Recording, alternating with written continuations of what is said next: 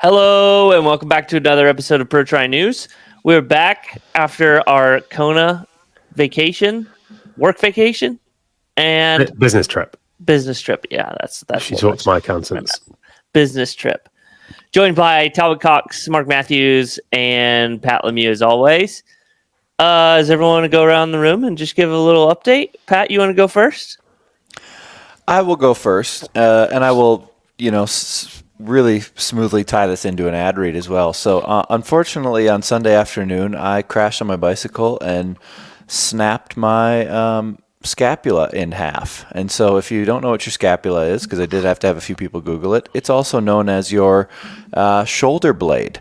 And so, imagine your shoulder blade, and mine is cracked in half completely horizontally. So, when I hit the ground, there was a big earthquake in Fort Collins, and I was laying there in a lot of pain. Luckily, I was only about probably 80 or 100 feet from my car, and I got up and I was really just like woozy and lightheaded from the pain. And I had a gentleman named Robbie say to me, he goes, "Pat, I know Gwen. I'm a huge fan of the pod. If you need anything, just come over to my van." And so I went to my truck, laid on the ground. I was absolutely miserable, thought I was going to vomit, called Gwen and said, "You need to come get me. I'm in Fort Collins. I can't drive. I broke my shoulder." And she said, "Oh, for fuck's sake." She's like, "This is highly inconvenient." So anyway, so I just want to give a huge shout out to Robbie and his, I believe, girlfriend Amy, who took amazing care of me and let me lay in their Sprinter van for an hour plus. And while they had me in there, we talked a lot off the record about triathlon. It was amazing. They had a bunch of great questions for me. So just want to give a huge shout out to the pod for really kind of helping me out when I was in a state of bother on Sunday. So unfortunately, I didn't get to go to Japan to the World Cup in Miyazaki with my wife that it was supposed to be planned on Tuesday morning. And just want to give, again, a huge thank you to TeleRx, who I already had a bunch of high-strength ibuprofen, as you know, in my medicine cabinet. So every 6 hours, I've been taking one of those bad boys to help just ease the pain. But yeah, I'm going to be messed up for probably 6 weeks. Oh, is that how long it is? Yeah. Is that no riding for 6 weeks? I think it's going to be no riding. I mean, certainly outside for 6 weeks, but hopefully in 3 or 4, I'm back on the trainer. Oh. So it's just got to watch your diet now. Exactly. You need to fuel recovery. So I don't want to say that and people think I'm serious. People could get injuries and then go on a diet. You need to fuel the recovery, but Pat's got this fuel. Yeah. The nice part is that I have had no appetite because I've just been in so much pain for 3 days. So the nice part. Yeah. Anyway, so that's what's been going on. But I'm here today. I'm really excited for our topic of the week. And yeah, thanks for you guys for checking in. No problem. And shout out to Robbie Deckard. Thanks, Robbie. Huge shout out to Robbie. Yeah. Me, I got home. I got ill. It was probably from too much sleep, too much healthy food, not enough drinking while we were in Hawaii, I reckon. I think that's that's what I've been telling Kat. So yeah, basically I just gave myself self-induced man flu. And we're just tinkering away off to Dubai next Tuesday. So we're still going to do another pod, aren't we, about the grand final. So we're not going to cover that. Yeah, I reckon. Yeah, I reckon we'll do one more pod. Yeah, that's me. I'm all good. So, Talbot, Cox? Oh, good. I'm stoked to be back on the show. Unfortunately, and maybe even fortunately, we, as Kyle mentioned, we had a little error on our recording on our post-race pod. So I didn't get to come on after you guys had re-recorded. But, great. Got back home, and I didn't realize how truly tired I was. And, like, my wife is, like, raising Noah in the background, and I'm, like, telling her to be quiet because I need to get more sleep and stuff. And she's like helping all around the house. And I'm like, do you not understand how tired I am? So no, I caught up on a lot of sleep after missing a lot of sleep in Hawaii. But stoked to be back in the pod and excited to round out I would argue, the greatest season in triathlon we've ever watched. Well, thanks for giving us something to watch on YouTube for the last month. Now everyone is just going to go into remission and not know what to do with their life. So I think the person we're most glad to have on the pod, though, is Kyle, because we had a tornado countdown warning. There was a tornado in where Kyle lives that was tracking right across his house. And Talbot comes on really early in the morning. There is like, Kyle, are you awake? There's a tornado heading to your house. And then on various WhatsApp groups, including like Indy Lee and people like that, we were in a few with Kyle. We were tracking whether Kyle was definitely a goner or not. it was crazy. I don't know in recent memory how many times we've had this many tornadoes and tornado warnings in November. So it's quite strange. And I think we had 3 tornadoes on Friday, and then I think that there was like threats of a couple and pretty significant winds on Monday morning. It's like one of those memes. The European mind cannot comprehend. Yeah. All the ways you can die in America. Balancing training, life, and traveling the world for races while staying healthy can be hard, and I always do my best to stay on top of things. Prioritizing sleep, nutrition, and recovery is a must, but sometimes you just get sick. With TeleRx, I know I can get my healthcare needs met easily online and straight to my doorstep when I'm in the US, to get me back on track as soon as possible. Anyway, so what we chatting about this week? We had a few races, right? Yeah, there was a few races this weekend. There was a duathlon that happened in Challenge Barcelona. Yeah, I had an athlete race in this. So Challenge Barcelona is actually a slightly shortened distance event. It has like a 16k run, I think it's a 50k bike, and I think it's like a 1600 meter swim, something like that. But the swim was cancelled. In all honesty, I think the swim was cancelled because of the other troubles that they have had in that region, obviously with all the deaths in Valencia, flooding in Barcelona, etc. Because the swim looked pretty flat. I just think there was quite fairly zero appetite for risk in that area at that time. So it became a 5k run, whatever it was, bike, and then a 16k run. And Jess Learmoth led it for a long time in the women's race. That was kind of cool to see. She got ran down by Caroline Pohl, who's been amazing this year, looked a bit ropey throughout the start of the race. Apparently, Caroline wasn't that confident on the wet roads, etc. So she didn't bike like we're used to. But I was really cool to see Jess Learmoth doing good things. But then to round out the podium was Elisabetta Correador. She's a really good runner. She had the fastest run of the day. So yeah, that was sort of the race as such. And then in the men's, there was Jonathan Weafe. How do you say that? Jonathan, yeah, a German athlete with Belgium. Is he Belgium? Yeah, Belgian flag. That's a Belgian flag. Yeah, sorry. Jonathan Weafe is Belgium. Then Michael Bortolomardi, Italian, and then Jack Hutchins, who won the race recently, rounded out the podium there. The times here look really, really short on the run. I'm a bit confused. Yeah, I don't know. What no, on the T100 website, they just copied the first run times onto the second run times. They weren't running 20 minutes for 16K, don't worry. But yes. There you go. And then moving on, there was a big 41st annual event that has now been dubbed the Ashley Gentle Meeting of the Minds that happened in Noosa. The Ashley Gentle Tribute Noosa Triathlon. So Ashley Gentle has now won this race 11 times, 10 times in a row. She basically had a deficit coming out of the water and then biked extremely well and then ran extremely well to win the race by over a minute over Rochelle Hill, who's up and comer in Australia, who is Australia's basically next Olympic hopeful. And then third place, Natalie Van Coverden, who is now retired from the Olympic distance and is hoping to move on to kind of some longer stuff on the women's side. The men's side, Rochelle Hill was really good there. Sorry. Yeah. She was a really good swimmer. She was pulled back time on Ashford in the first, I would say probably like the first 2 to 4K. And then it was only Ashley did her on the bike by a minute 15 that did it for her really. And then, impressive. Sorry, go on to the men's. Yeah. The men's side was won by Braden Mercer, which was kind of a surprise just because a lot of people have heard the name just because he's a legacy. However, he has not raced to the top level as of yet. He had an amazing swim, came out first out of the water, biked just fast enough, and then rocketed his way on the run to win the race. His dad, I guess, is a very famous surfer. I'm not from Australia, but they basically talked all about how famous his dad is and how important it is that he's won the race. Basically, his mom was a very big Ironman athlete, so it's cool to see just legacy triathletes that have very successful parents come through and basically carry on their parents' legacy. I think the more interesting thing about this race is the fact that, one, for those who don't know, Ironman does own this race. So it's like an Ironman event, essentially.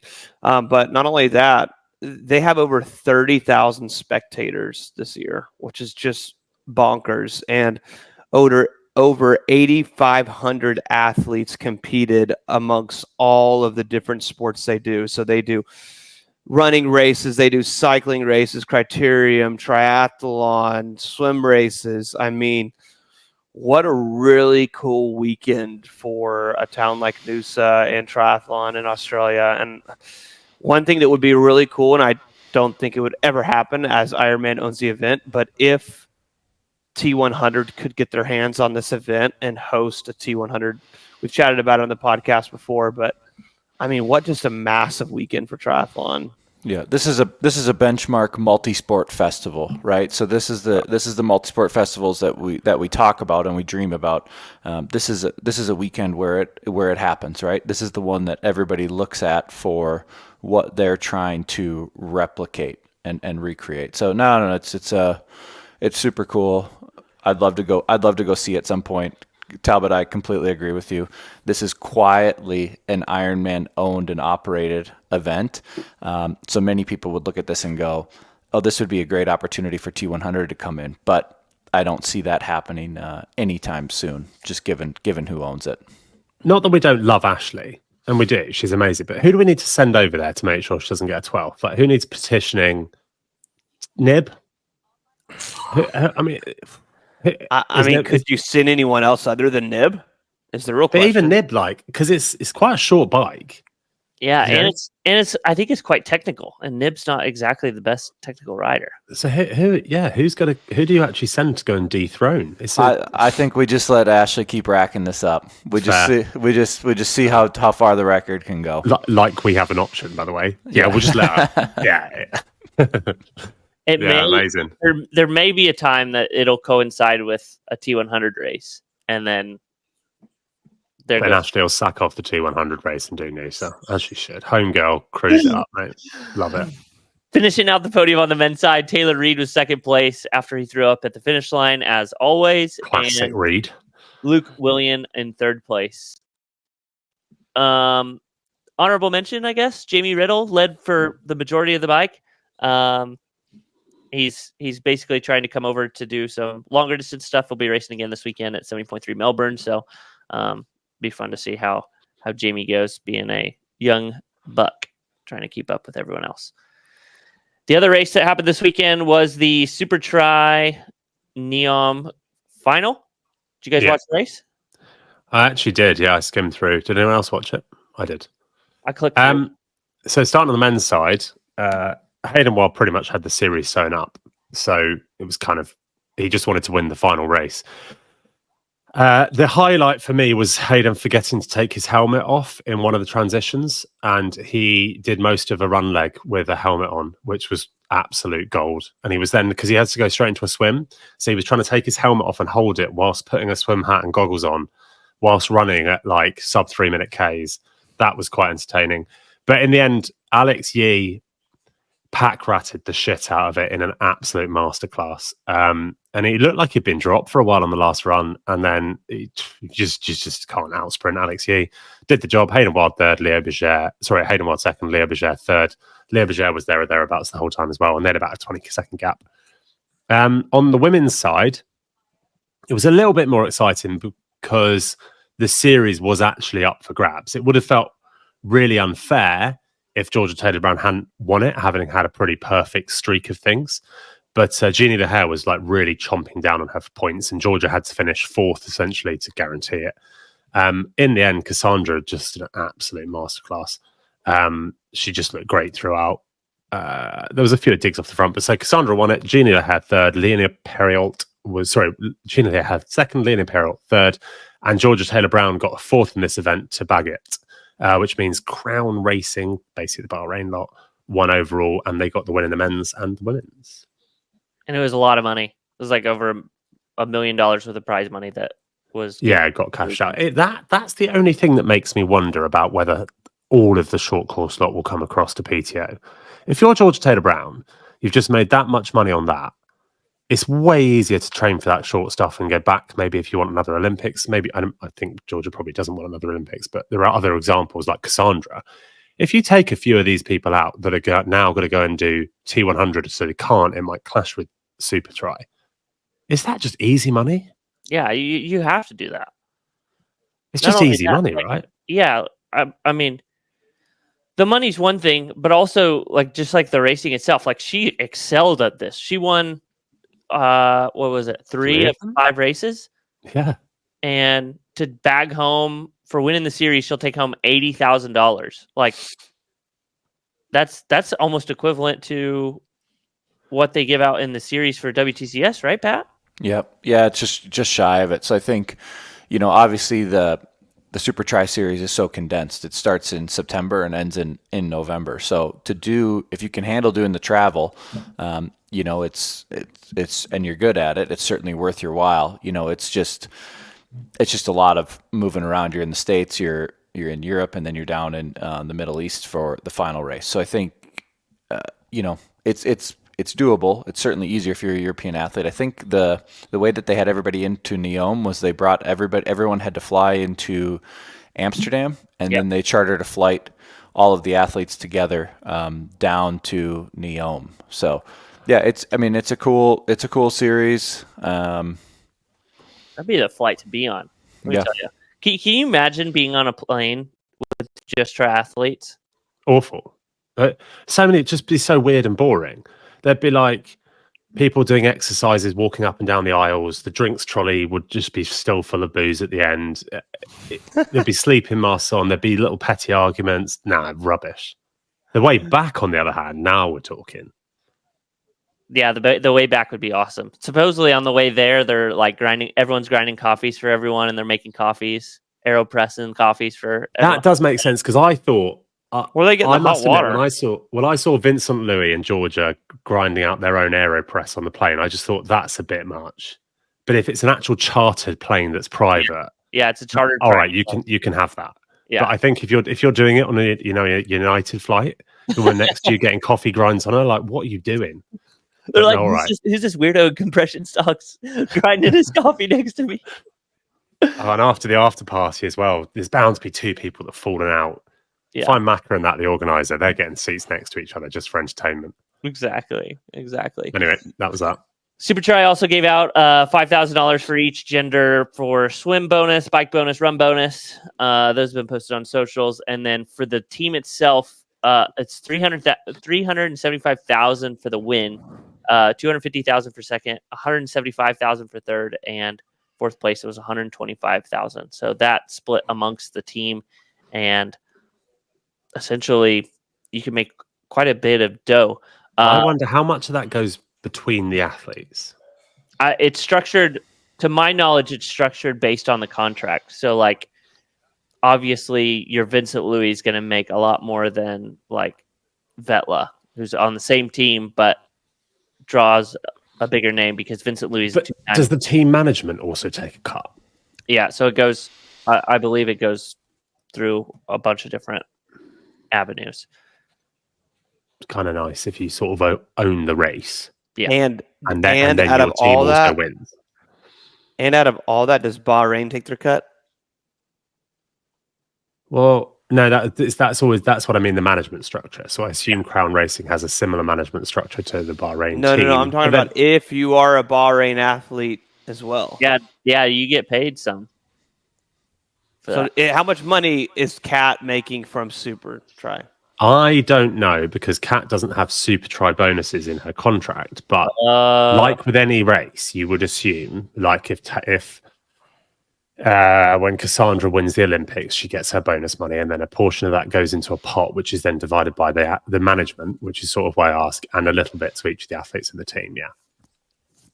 Which is why when you were on the team, if you were on the team when Daniela and Jan were just winning everything, you were absolutely laughing. Just raking in the Benjamins. Just money for nothing, yeah. Yeah. So the number one gap is education. So really educating the masses on how to fuel for performance. This is a performance line.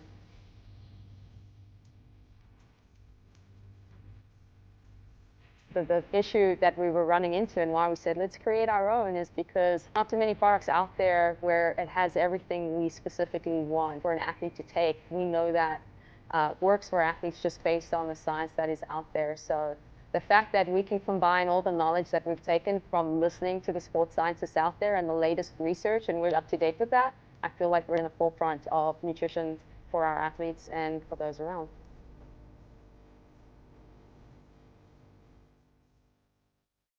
All right. That is the races that happened over the weekend. Do you guys want to get into the upcoming races for this weekend first? Or do you want to go topic of the week, 20-meter draft roll? Topic of the week? Topic of the week. As we posted on our social media channel, we will be doing some activation video regarding the 20-meter draft roll. Well, yeah. So why is that necessary? So basically, it appears to be necessary because Ironman have had this long-standing belief, I think largely comes from one individual, that 12 is scientifically sufficient, and they want actual proof to go ahead that there is a massive difference if you drop back to 20. Okay.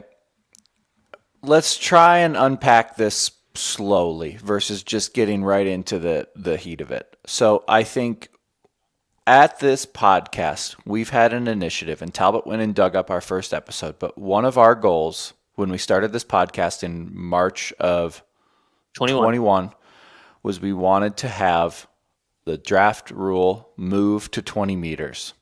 So this is not a new topic for us.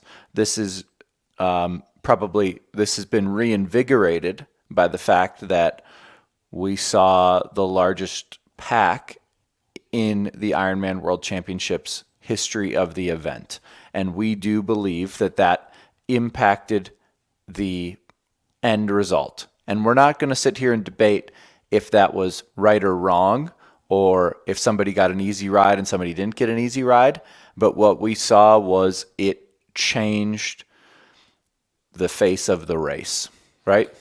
And so we believe now more than ever, and the athletes have been vocal about this, and we've seen the impact of the 20-meter draft rule on the T100 races.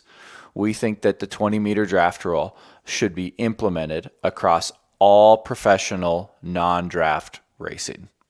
And one of our initiatives here at Pro Tri News is to stand up and speak on behalf of the pros. And this isn't something that is a new topic. You had the likes of Luke McKenzie standing up in the 2016, probably even prior to that, Ironman World Championship meeting saying, everyone's here. Can we extend the draft rule here in Kona? And he is like, this isn't the time and the place.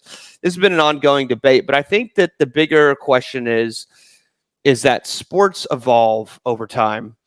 Sports add new rules, sports take away rules. And this is clearly something that not only that we're passionate about here, but mostly the professional athletes are passionate about. We've mentioned on our show that T100 PTO did a poll. Nearly 80% of the professional athletes racing are in favor of the poll. And like what Mark said, everyone raced within the rules of the Ironman World Championship. But then it's just time that the athletes have expressed they want this. And so we would love to gather data. But not only that, and then back real quick to what Mark had said earlier with Ironman, it doesn't all have to do to defend them with just the scientific data. And Mark and all of our team are well aware of this as well. there is a lot of logistics that go into this that a lot of the athletes would argue otherwise, but Ironman also argues that there's a lot of logistical things. Like one of the arguments is you can't have two different sets of rules for the pros and the age groupers, which also is kind of strange because there already is two different sets of rules. Yes. But yeah, go on, Mark. No, you're right. And the different rules are like slingshotting versus not allowed to slingshot, for instance, stuff like that. I think the other one, the important thing is why maybe it changes now, because the reason I'm not as adamant for it as some of you guys are, is because I think it changes what the sport is.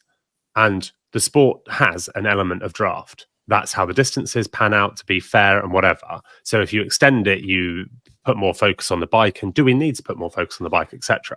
But the counter to that, and why I think it's important to change now, is the faster athletes are riding, the bigger draft effect you have behind the athlete in front, and therefore the window extends longer.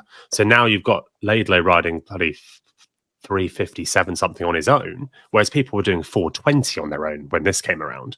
The speed he's going at gives you way more draft at 12 meters than it used to. So the rules need to adapt with the athlete's ability, the same as they do in Formula One. When cars get too fast, you have to put new safety measures in, or you have to slow them down for safety and stuff like that. As technology evolves, rules then come alongside them. Like, I don't know, other examples. Cross-country skiing, they came up with crazy powders to put on the skis, which are making people go way too fast, so that they changed the rules to adapt. This is a time where now athletes have got so fast, you get so much draft at 12, the sport needs to adapt, that's actually almost the hypotheses I would have on the study we're going to do and what it will show us. And I mean, it's the same in every sport. American football, the percentage of field goals for the extra point is like astronomical. So they're like, oh, we'll move the line back and make it more entertaining for the viewer. And it's the same way with the Ironman World Championship. I made a graphic earlier just for our group and doing some research. And just as what Pat had said earlier, this was the largest group we've ever seen at the history of the Ironman World Championships at the halfway point on the bike. And this group had 14 people, which the groups prior, there was never a group prior that was larger than 5. And I think that the argument is, and there was an Instagram post that sparked a lot of debate, and I had commented on it, and I think I really fueled some people's fire, which was the Kieran Linders post. And the reason why I commented on it is it said, Triathlon Insights posted it and said, this is what it took to stay in the pack. And so that's why I was like, let's not forget we have Race Ranger now, so athletes can ride closer. I'm not in any way, shape, or form accusing Kieran Linders of doing something wrong. He raced a phenomenal race, extremely impressive. And also, if you look at Kieran's past results, like Frankfurt, he knows how to ride a bike. I would say more than a lot of people in the pro field. So and he knows how to play. He identified what he needed to do to be in that race. He swims a lot. He swims a lot. He swims smart and he swims hard. Never take that away from the people that make the pack versus the people who don't. They invested a lot more time, effort, thought, skill in the area that matters. Exactly. So, like, for example, the group in 2024 was 14 men, and then I'll just read off some years prior. 23 was 4 men, 22 was 5 men, 21 was 5 men, 2019 was 6 men, 2018 was 4 men, and then 3 men. I mean, Race Ranger is good as it is for the sport of triathlon. It's actually now made the athletes ride closer together due to the fact that they can now see the exact line of where they're at. So instead of riding at 12 meters, and I stand corrected when I commented on Kieran saying, because I said athletes are riding now right at 12 meters, but they're actually realistically riding between 14 and 17 meters. But still, they're riding closer than ever, and they have a clear measuring stick now, where before it was it was a bit more subjective because you were so afraid that somebody else was going to come in and they couldn't view it exactly like they can now. So the lights are dictating that you can ride closer. And like I said, I had insight when we did the bike check-in on Friday night. I had a very accomplished Ironman athlete come up to me and say, Pat, you have no idea how easy it is now in the pack. And so I think that's the biggest thing. You know, it's interesting with the point that Mark brought up around, you know, this would be a big evolution of the sport, right? Because the funny thing is that in this sport, you're permitted to draft in the swim, and, you know, in the event that you run together, you're permitted to draft in the run. So obviously there is still a draft at 20. Yeah. There is still an effect as well. And the other one I will add, and he won't mind me saying it, is that Patrick Langer pushed nearly 30 watts normalized power more this year than he did when he won in 2018. So it's not just that it gets easier to be in the pack. It's that more and more riders are able to improve their riding with sports science and training and all the stuff they're doing. That I think the gap between riders' ability is closing, which makes the packs much closer. And let's not forget, I think that in this race particularly, if we look at the Kona race in 24, the amount of athletes that stayed in that pack but probably overreached their biking ability because they stayed in it, they paid for it dearly. So you had instigators in that group like a Ben Canute, even a Matthew Marquardt, that rode, you know, really well, but they paid for it later on, right? And we talk about one of the dominating performances from the day was somebody like a Leon Chevalier, who individual time trial the whole day. And so there is that component too. I just think I'll call it from a viewership standpoint, from a sporting standpoint, it looks weird to me when there's this one huge pack, and then I would just prefer if it was more. I think the 20-meter draft rule would allow it to spread out more, and it would be better for the coverage ultimately, because the race would break up a bit more. But then would it be better? Because then we're just trying to follow. How many camera bites do you have? Then you've just got more and more side profiles of one rider on their own, and it's boring. But I think that this goes to the ongoing argument of we have lead motos that are with the pack, and we have all this, and it's like what Pat said. You talk about, and like I said, I want to be very, very clear here when we are talking about drafting and the previous race Ironman trips. We are not in any way accusing people that were sitting at the back of the pack that they were doing something wrong. It is completely within the rules of what they did. Racing. But all those guys that blew on the run were all guys that were at the front of the pack. The guys that raced as smart were your likes of Rudy Von Berg, Patrick Lange, Kieran Linders, who passed every single one of those guys that were at the front of the pack. I would say Milo Kunas put a shift in, and he was still really good. Milo Kunas. Also, Rudy Von Berg did, coming up, Javi, come around and take a pull at the front.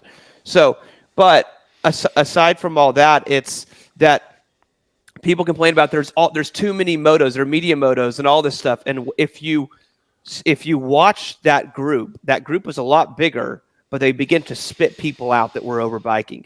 And then it just spreads the race out that when the media guys do come up, which I could speak for myself because I know exactly what it's like, you're wanting to just get a few shots of each athlete.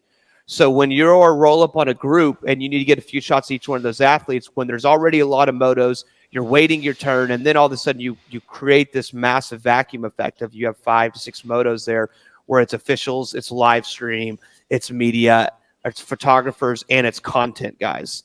So you have 4 different people, and it just creates this massive vacuum effect that if they are 20 meter, then you're going to have more guys spread out along the course that you could just roll up, get your shots, roll on to the next one. So do you mind if we do a little, I guess I'd like to do a little role playing here, and this is a little ad hoc onto this conversation, but I think let's pretend that we're in the room on Ironman's behalf here for a second, and we're trying to advocate for 20-meter draft rule.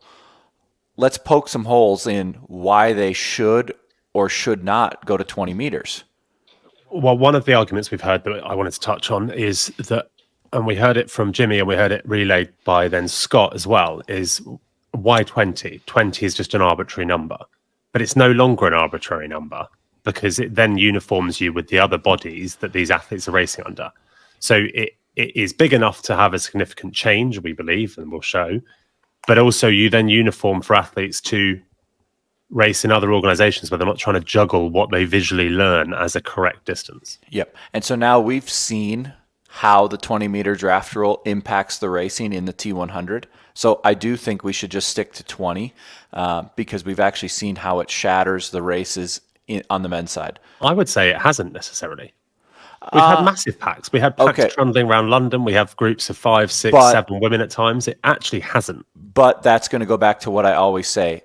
London had a ton of U-turns, which provides a ton of respite for the individuals. So it's harder to break up a race. If we go to Miami, if we go to Ibiza, if we go to Lake Las Vegas, where you have long straight shots, then the race. Not only that, we have to remember the 200 are the best athletes in the world. That their margin of difference in cycling is a lot narrower than your.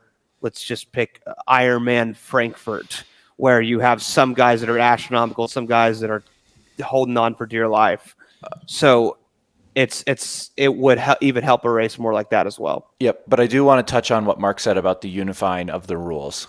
And behind the scenes, there's a massive tug of war going on between World Triathlon and Ironman in that World Triathlon wants Ironman to fully adopt their rules, right? This goes for everything. This is for drafting, this is for equipment, etc. Ironman does not want to fully adopt the World Triathlon rules, which I'm not opposed to, but behind the scenes, there's a lot of friction between those two organizations with respect to rules and whose rules are superior. So what I have a feeling might be going on here is that if Ironman adopts the 20 meters that World Triathlon is using, it could look on the surface like they're conceding their rule to a World Triathlon rule. And that's I think, unfortunately, I think that's probably an impediment to this our push to 20 meters, right? Is they don't want to make it seem like World Triathlon is right. And that's unfortunately a big fear that I have here. What's perplexing to me is, we had Scott Deroux on the podcast. He said, look, if the athletes are vocal and they want to make a change, we'll look at it and make a change.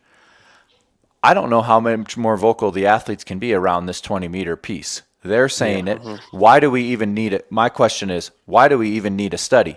The athletes are saying we want to do this. This isn't the athletes saying, hey, we'd like $600,000 more in prize money. This costs no money to do. This is a very easy change. This adding 8 meters to the draft rule, it will not change the dynamic of the convoy of the professional race. It won't matter. So let me finish up. Sorry. I don't understand why they're so slow to make this change, that the athletes have been incredibly vocal and clear that they want. I mean, I couldn't agree more. You hit it on the head, but there is some things that Ironman argues. One of them that Mark can probably touch on more is the issue when you have two different separate draft rules for the amateur elite men and the pro woman is then the elite men, once you take a race like Ironman 70.3 Oceanside and you start the pro woman, the elite men start 5 minutes behind, and then they'll ride into the men. Mark, is there a solution for that? Pass. Okay, I'm going to take care of this one then. Here's the deal. In the amateur part of the sport, the draft rules are not enforced anyway. And so we can look at the races that go by, and as soon as they get to the turnaround at Hawi, and you're seeing the traffic coming up from the amateur race, there's guys riding 2 meters, 3 2 meters, 1 meter, half a meter. They're just pelotons. What are you guys talking about? They're just drafting. Tour to Hawaii. It's just make believe to think that the amateurs are under any sort of draft rule. The person that gets a drafting penalty in the amateur race purely just has a bad luck lottery. There's no enforcement of the draft rule in the amateur race. And have you guys been to Ironman Texas? Have you seen? Hold on. We're getting away from the argument. The argument is the amateur elites ride into the female field and affect the female field. Two things. There's no such thing as amateur elites. That's just a wanky term that people call themselves for their Instagram profile because they can't make it pro. Thank you, Mark. Two, it's just a nonsense detracting argument, same as the one, 20's arbitrary. Well, all right, 20's arbitrary, but give us a number that you actually will consider. It's an arbitrary argument because A, it happens so rarely. B, when it does happen, it doesn't really happen to the end of the race that affects the result. So it's a couple of tail end female pros get caught. Occasionally, if the front females get caught, you know what the problem is? It was the gap to the age group men at the start. It wasn't the drafting rules. So sort that out first, because that's a problem that everyone's been crying for. So you're saying instead of starting 5 minutes behind, just all you got to do is 10 minutes behind and wada boom, wada bam. If you Pro go 10 minutes, females get their own race. Yeah, if you go 10 minutes, there's like 2 or 3 age groupers on the planet that can catch the lead females. That's it. So it's just not an argument. And then when they do get there, what's the problem? Because A, if they've got there, the pro man is moving so much faster than the pro female, he goes straight past. And then the pro female has a 20-meter drafting rule. So if she's caught by someone that caught her for 10 minutes, so he's caught them for 10 minutes at this point, she can't hold him at 20 meters anymore. It's gone. Yep. It's just not a thing. And if it's about as people are coming through on laps, same thing applies. If you're lapping slower people, you're moving so much faster that it is a bad argument, and it's just one to detract from actually wanting to do it. Okay, another one they had that to defend Ironman is some of these courses are very tight. You take a course like Kona, for example, the beginning 10K, they don't even hand out penalties in the first place, but how can they enforce a 20-meter draft rule in the first 10K of the Ironman World Championships in Kona if it's just mayhem, going up and down Palani, descending, climbing back up, turning around, and all that? Is there a measuring tool that the athletes can use, or a discretionary spot zone that they don't have to hand out? Like, how can they sort out that issue with the 20-meter draft? So one, we've got a huge solution here with continuing to use Race Ranger, and then two, we know that there's these positions or these blankets in the race, or these spots in the race where you can throw a blanket over, and you know that they're going to just have to race. Okay. It's not that complicated. We know that the start of Kona is going to be busy. It's going to be hectic, but it's not that complicated to add 8 meters to the wheel in front of you. Going up Kuakini Highway, you can totally do it. And then once you get out on the Queen K, you've got plenty of space to do what you need to do. So that argument, I'm just not going to, accept or buy into. Like, the race will happen. It's not going to be a big deal. I think that as someone slows down, like going into a hill, that's where we get problems. So people run into the back, and the argument, I guess, is that it's easier to do it at 20 than it is at 10, but at 12, I don't know why. Like, you're still slowing down and then accelerating at the same rate. It's just margin for error, maybe. I think it's nonsense. I think we've seen that more because Race Ranger shows us that more, and you get the flashing lights. That's why we're getting those penalties. I don't think that's because of 20 meters. I think that's because Race Ranger has been used most at 20 meters. Though it probably hasn't. But one thing that I will support in the 20-meter rule is, and of course, this is just looking at data. If you look at a lot of the athletes have posted data from the Ironman World Championships, and of course, a majority of them have hidden their power. Some have been public with their power. But what's interesting is if you look at the data, a lot of the athletes that rode in the pack, and you look at their cadence, there is a lot of zeros. And it's interesting to compare those zeros to an athlete's data like a Trevor Foley, who did not have a group that was just steadily consistent the whole time. Or I think you would still get a lot of zeros at 20. Okay. But what I'm saying is, but it's interesting to see that an athlete who rode pretty much solo or at the front of the pack has way less zeros than an athlete that's riding strategically at the back of the pack. And I'm not sure it's not even an argument. It's just a fact. But 27 zeros on one. Matthew Marquardt has a total of 7 or a 5. But I get what you're saying, but I don't know why that's an argument for 20. I think that's just you don't like people that ride in packs.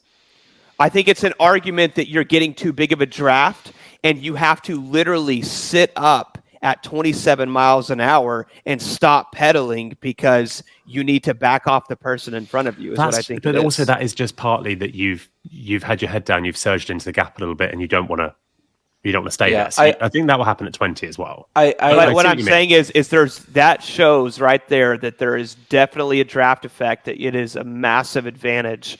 That's for me.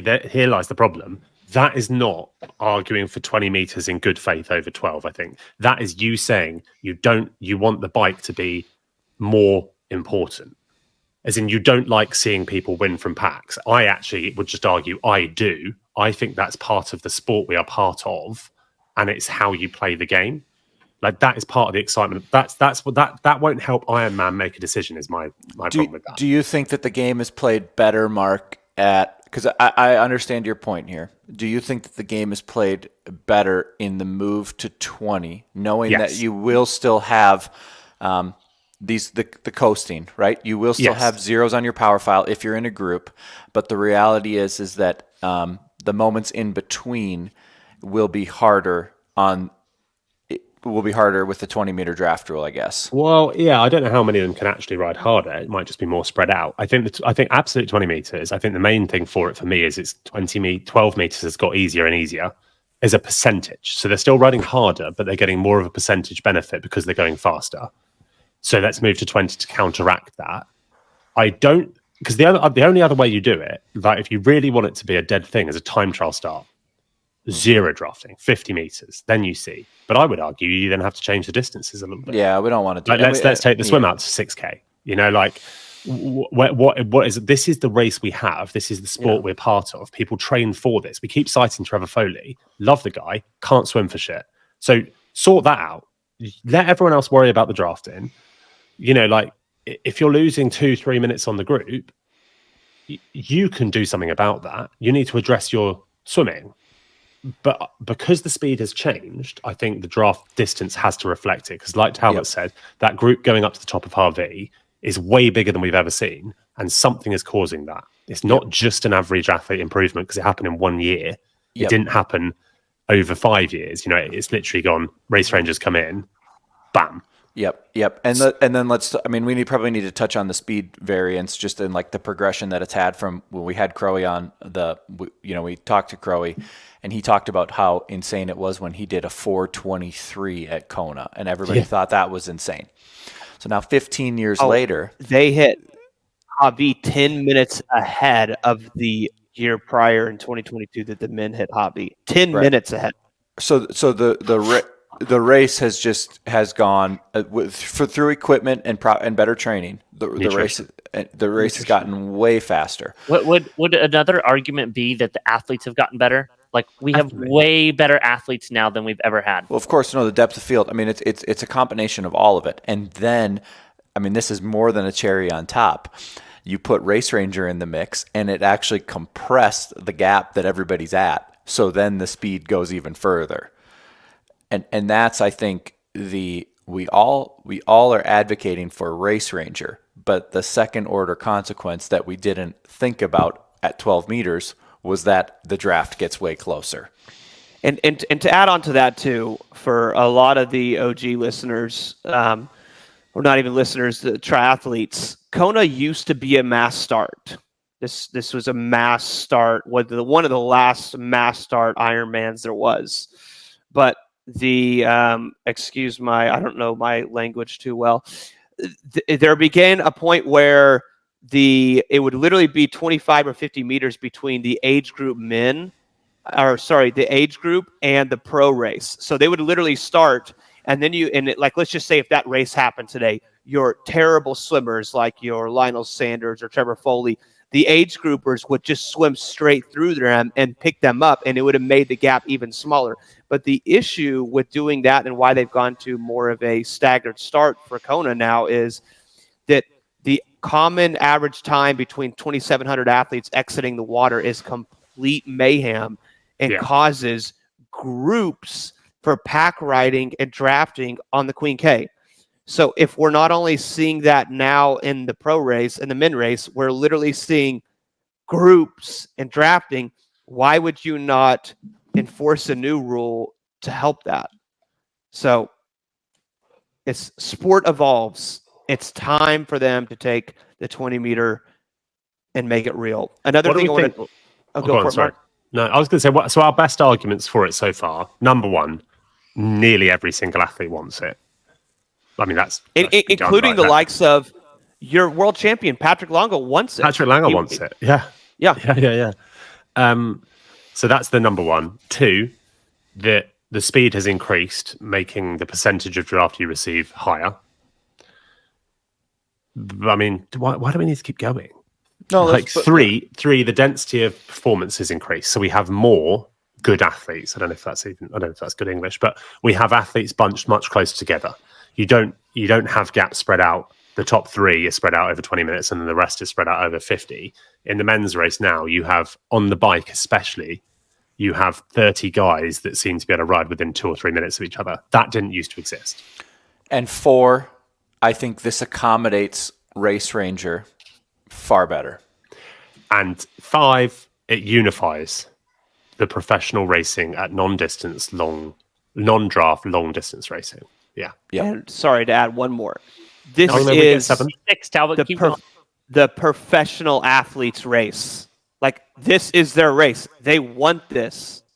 I know you already kind of touched on that earlier in the first one. I'm gonna devil's advocate that. Not every sport the athlete makes the rules. That's what sports governing body are for. So just because the athletes want something in a sport doesn't mean it should exist. But here it seems to have no detriment. So there are lots of examples in sports where athletes want something changing, but it kind of ruins the aesthetic of the sport. Like when cyclists, when they enforced helmets, Pat, and they had sit-down protests on the road because they didn't want to ride in helmets. So the athletes said no. The organisation stuck to their guns and said yes. But in hindsight, we know that yes was the right decision. So the athlete voice isn't final. But in this case, I agree with you, Talbot, because what's the downside? There really isn't one. Yeah. And how many times, Pat? How many times in like year to year does UCI change the rules? Oh, so 17 a year. This could be so. If you look at the UCI rules, there will be they will update it throughout the year, and so then the stuff that they updated will be in red text, right? So this is something that if you push a rule on a Sunday, right, you come out with a new piece of aero equipment that's not that hasn't been that's been UCI approved, but it falls within the rules. And you come out and use it. I'll use like the Giro helmet, for instance. That causes an eruption on Monday morning, right? So they will then go and change it. So the big one that everyone remembers is like the aero socks, right? They come out with these aero socks that are up to the knee. The UCI limits and says, no, they've got to be, now we've decided they've got to be a certain distance between your knee and your ankle. They can't exceed half that length, right? This happens all the time. I think this is where I get frustrated in triathlon, where they say, oh, we've had Chris Gemmel on the podcast before, and he said, oh, we got to have the athletes commission review this. We got to have, the coaches committee look at this. And it's like, and then what did they do with the false start rule after the Olympics? They just changed the rule.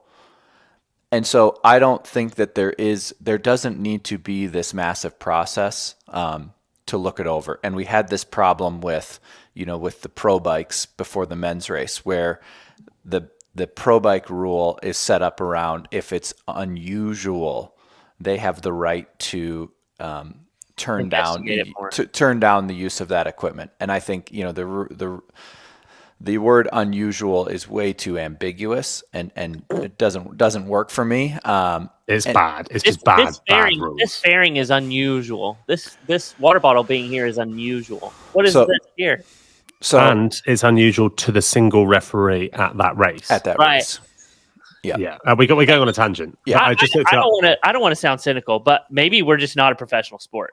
Like that's what it sounds like. No. Look. The difference here is we have our podcast. We have a great relationship with Ironman. We got invited to go do Pro Bike check-in on behalf of I tried to ruin it for us. Yeah. We seem to have got past that. But we have a great relationship with Ironman. For the viewers and for the audience, it's important that we still maintain what we're trying to change in the sport. This is something that's really important to us, and we are going to push Ironman to make those changes. And this might be an opportunity where they dig their heels in and they said, look, like, we don't want to listen to our athletes on this one. We believe a certain thing. And that is their prerogative. That's right? They own this. It's a business. It's not Yep. a national governing body or a world governing body. Yep. And I know we always circle back to like the amount of respect we have for they bought us this sport. Whatever we want to harp about, they do have a little bit of we can be hard on this because they kind of have earned it. Yep. They have the leverage here. My point is, in this case, the athletes have spoken. They are asking for something. They're not asking for more money. They're not asking for more races. This is something that, in my opinion, is so easy to change. Why not just do it? So, real quick to round this out, unlike some other podcasts in our industry, we're not just going to sit back and complain and cause drama around a topic. We are actually taking initiative and steps to do that. Just want to say a massive shout out to Matthew Marquardt, who I am literally just communicating with him about this rule, and with the big brain that he has, he wrote down the most incredible aero testing plan that we can gather this data, which we're still going to look over, change a few more things on it and stuff. And we plan to take action on that. We also posted an Instagram post that we are looking to run these tests sometime around December. So if you are a professional athlete, which we had an overwhelmingly amount of professional athletes reach out, we did mention that we wanted to do it at 300 watts. It was just hypothetical. It was going to be more of a speed test, and that is an estimated 300 watts around the speed, whatever that. And it's not for 3 hours. It's not reps, for 3 hours. Don't worry. Yeah. And we plan to do that around the probably second week of December. If we're not able to do it then we plan to do it probably right around January. But we're going to need a lot of moving pieces to do that, and we are working on that behind the scenes. We also have a lot of people helping out. But I guess we are taking action on that front, and we look forward to helping answer all the questions that not only Ironman, but the sport has and the athletes have. And yes, we are aware that there is different. This was probably the most critical feedback we got. Mark could probably hit on it. We got some people saying, are you going to do the same with women? This isn't a gender issue. This isn't us caring more about men. This isn't the time to have that argument, because we needed 10 athletes of similar ability in one location able to ride a set speed. And the truth is that men can ride slower. Women can't ride at the speed that men are riding at for the period of time we need in the numbers that we could get in the location that we wanted. And I can't see a single good argument that says that the results aren't comparable across both. So if you prove it for the men, you can just extrapolate those results across, is my belief. Because yes, women are sometimes smaller, but actually, let's look at the top 10 CDA versus the men. I think you'd be surprised at how close they actually are. Speeds, you can run men slower, etc. So yes, we are not doing the study with women, but it's just a logistic issue to get this done. It's nothing more than that. And it's expensive to run both. When you don't have a need to. And we're not arguing that the men and women should have a second draft or two different draft distances. No. All the same. We want it 20 meters. So yes, yeah, correct. So we will keep you guys informed and updated as we move along in the process. But we are extremely excited as a podcast to help continue to evolve professional racing. Well, and I think what we're trying to do there is just knock down one of the arguments preventing it. Yeah. Tick. You can no longer use that argument. We've proven, and Matthew Marquardt, he knows how to run a scientific study, right? So he's just done the hypothesis paper and the study format and the data analysis for us.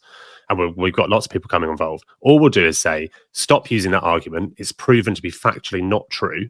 Why else won't you change it? Mm-hmm. Yeah. Moving on to the racing that's going to happen this weekend. 2 World Cups, one in Brazil, one in Miyazaki.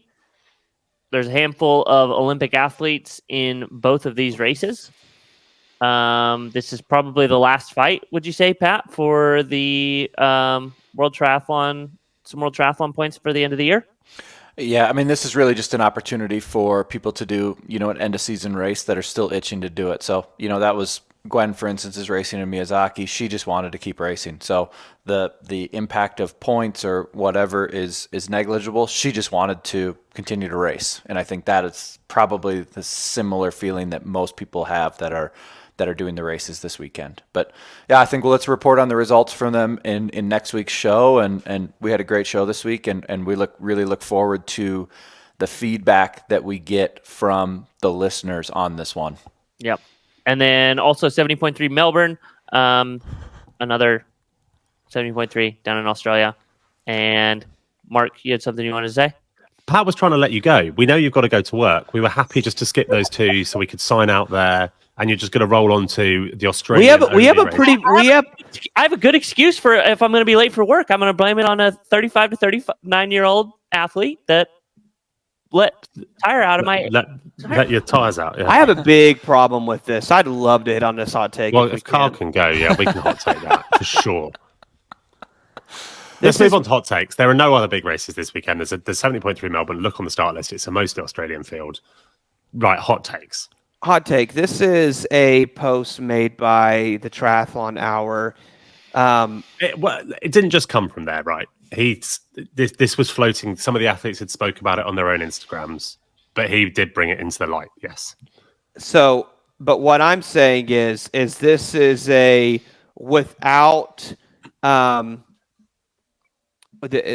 I'm saying is he made a post about basically accusing someone, an athlete, the winner of the age group from another continent, of letting air out of athletes' tires and all that. And trust me, I think that basically, for those who don't know, the Triathlon Hour put up a post. And in the male age group category, 35 to 39, a lot of athletes felt like that they were sabotaged on race day. Airs let out a tire, seat posts loosened, and all that. But what I struggle with is Jack Kelly, or the Triathlon Hour, basically wrote that it was the winner of the age group. Right, you've got to say, he did not say it was him, because he'll come back on us here. The tone of the post insinuated that it could possibly be this Chinese athlete. And the problem that I have is a lot of us are aware of this. The day of the race, people from some athletes, Tom from Everyman Jack and all them, contacted me and were asking me about it. And I'm like, yeah, man. So instead of like me, this is where I have an issue. Instead of me thinking in my head, dude, this is some epic drama, I'm going to post this on Pro Tri News right now. I'm like, how can we get to the bottom of it and find out who did something like this? So I go to the Ironman media team, who set up time-lapse cameras, who look out over everybody. I know all the athletes reported to Ironman and all that. And so instead of just like falsely accusing another person with no factual information other than their past history, like he's done a doping suspension for a masking agent in the past. And so like, and we're getting tons of messages that we need to post about it and stuff, but I'm just kind of like, guys, investigative journalism. Okay. We know that there's a problem, that we think these athletes were sabotaged. Let's figure out who it was. Let's not just start throwing out names. This is the problem that everyone has with the news now. Without just factual information, they just accuse other people of something that they don't even know if they did or not. I mean, it's not or social media, which is what this is. Or social media, what this is. So let's get to the bottom of it, get some factual evidence before we post them. We may never. Stuff. Yeah, this is. We may never get to the bottom of it. Yeah. I mean, it happened. And the reason I believe it happened is I know one of the athletes it happened to, and I know who his mechanic was. And I just don't, the plethora of things he had, I just don't find feasible. So I do believe that some little weasel of a human was out there sabotaging bikes in transition. I think it's a lifetime ban. I don't, if you have that, if the time-lapse camera shows that and it's not a lifetime ban, I will be staggered. Yeah. Because you're not trying to improve your own performance. You're sabotaging your detriment to somebody else. Yeah, it's dangerous. You're loosening off saddle bolts. It's dangerous. So, and there's nothing wrong with raising awareness on this topic and posting it and all that. My only problem I have was the accusing someone. Yeah, insinuation of it. Yeah, it's just like, guys, Come on Yeah, here. you're insinuating who would be the most likely to benefit here versus and it's just that's not. Did anyone see that big Chinese guy? Definitely him. Yeah. Like Yeah. what? And not only that, they even wrote in there his seat was loosened too. He had to stop and pull over. And I'm like, what? What? We're just pointing at another foreign athlete and accusing him of doing it. I'm like, man, typical media today. Yeah. So, Yep. yeah. I bet what will be funny, Tal, but if it now comes out on the time lapse camera of him sneaking around transition, well, I mean, you know. Then you got the factual evidence, and you can do something like that. I'm all good with that, but do we think that is there any chance that there is video evidence of this, that there is time-lapse footage? Ironman, this is the issue. Because I've helped their content team in the past and helped them a little bit last week. Usually they'll set up a camera on a tripod on the top of the King Cam Hotel and they shoot. As Mark, Pat, a lot of you guys will know, you can see the pier and then you can see the sun come over that mountain. So they'll usually set up a camera and hit record. So when they're doing the documentary, they can make a time lapse and you'll just see kind of the ebb and flow of transition and all that. That's where you would see it. But still, too, it like the quality to zoom in and see, like everyone is just usually wearing a hoodie walking up and like you're not going to like zoom in and see someone athlete's race number. And the issue is given how the transition is in Kona, for instance, the bikes can't get any closer. Exactly. I mean, so you could be down there, look, somebody could be in there, putting water bottles on their bike, and it just you're not going to be able to. It's hard for me to imagine you can capture what was actually going on in there. Yeah. But the coolest thing about it all is that as a podcast, we see it's very important to go to these events and watch the professional athletes and communicate with them and be amongst it so we can give you guys the factual information of what's going on. And that's just what I love so much about our team and our last business trip to the island of Hawaii. So just want to thank everyone so much for listening to this week's show. We hope you enjoyed it. We will keep you updated on everything else, and we'll see you in the next one.